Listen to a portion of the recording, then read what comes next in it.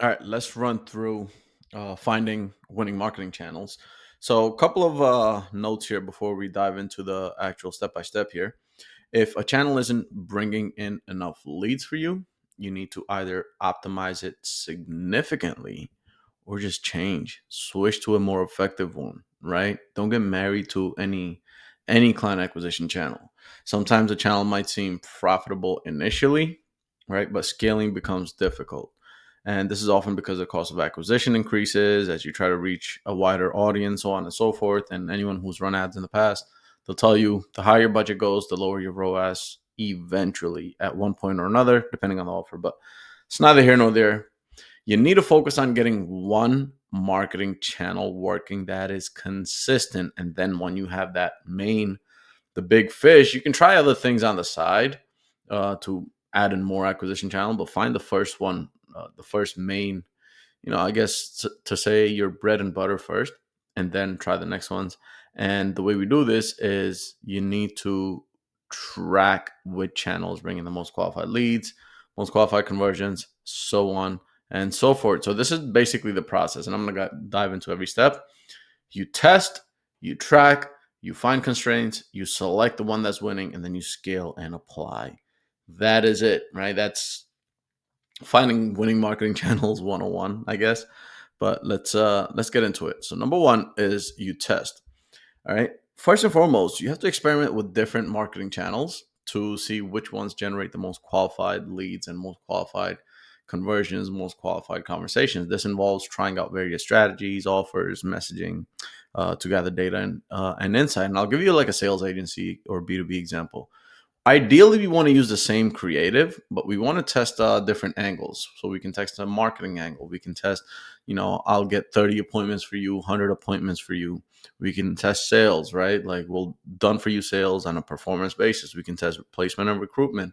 We'll place a closer, ramp them up within 7 days, 14 days, whatever it might be. Those are just different angles. And based on your audience, it'll change. Again, preferably keep the same creative. If the creative changes, it will invalidate the data, right? Let's keep all the variables the same and only change the angle and what we're offering. This is where the testing comes into place. Next, you go into tracking, right? You have to continuously track and analyze your metrics to identify constraints and optimize your channels. And the three main ones you want to, of course, there's so many others I can't even put on here that you have to track, but the main ones: opt-in rate, cost per lead, cost per book call, and both of these will contribute to your cost per acquisition and your ROAS. So if you're sometimes this is a vanity metric, but you should be tracking it, right? So cost per book call is one of the more important ones. If it's costing you $100 for someone to show up, someone qualified to show up, that's a good sign. Or $200. And again, in certain examples, I know there's people selling offers of 25, 30, 50K. They can afford to pay 500 per call. They can afford to pay $600 per booked call that shows up. Um, but because their ROAS is so significantly higher, they don't need to worry about $200. They can spend a few $100 per appointment. So again, offer by offer varies. This is just an overview. Next, we want to find constraints, right? You want to identify the limitations and challenges associated with each channel. So you want to look for these things more than anything else. Insufficient interest. If there's not enough people clicking through your ad or your CPM, how much is it costing you to reach X amount of audience, right? Insufficient volume, which is leads. Poor booking rate. You're getting leads, right? This is where the vanity metric of CPL comes into play. You're getting sub $10 leads, but no one's booking a call. And then when people are booking a call, your show up rate is poor. Now, caveat on the poor show up rate and poor close rate. Part of these are also sales process problems. I am assuming this video here is not focused on sales process at all. This is more marketing. So marketing can play a huge part on the show up rate and on the close rate. The more educated your audience, the easier your closers, or if you're running a sales agency, the easier your clients, closers, or sales reps will have to close that prospect that booked the call and showed up. And then poor as profitability. Basically, if you're getting less than an upfront cash ROAS of less than 2x, there's a problem, right? That's finding constraints. Then Once we have nailed down a constraint, we fix the constraint based on the data collected during testing and tracking.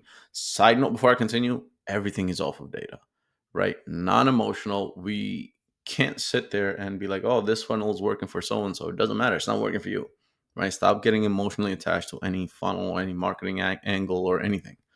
So, based on the data collected during testing and tracking, select a single marketing channel that demonstrates the highest potential for consistency, scalability, profitability. Those three things we're looking for, right? And you just focus your efforts on this channel as long as it brings you consistency, scalability, profitability. Basically, saying if I throw 10,000 at these ads, will I get 30,000, 40,000, $50,000 in return? And a channel where you can predict that is so much better than a non-predictable one.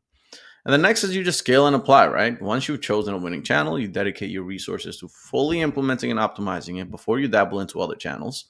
And this includes refining your offers, messaging targets, as well as continuously monitoring performance and making adjustments as needed, right? So once you find that channel or that angle, right, more or that messaging that your marketing is resonating with, 80% of your content should be about this. If you're not doing content, by the way, you're falling behind. Side note, but 80% of your content should be about this. All your outreach messages, whether it's cold email or Instagram DMs or LinkedIn outreach, whatever it is, all your outreach messages should be about this. All your ads should be promising this angle, this positioning that you found to be winning. And that's more or less it. This is how you find your winning marketing channels. Hope you guys got out a little bit of a sauce out of this one, and I'll see you on the next one. Peace.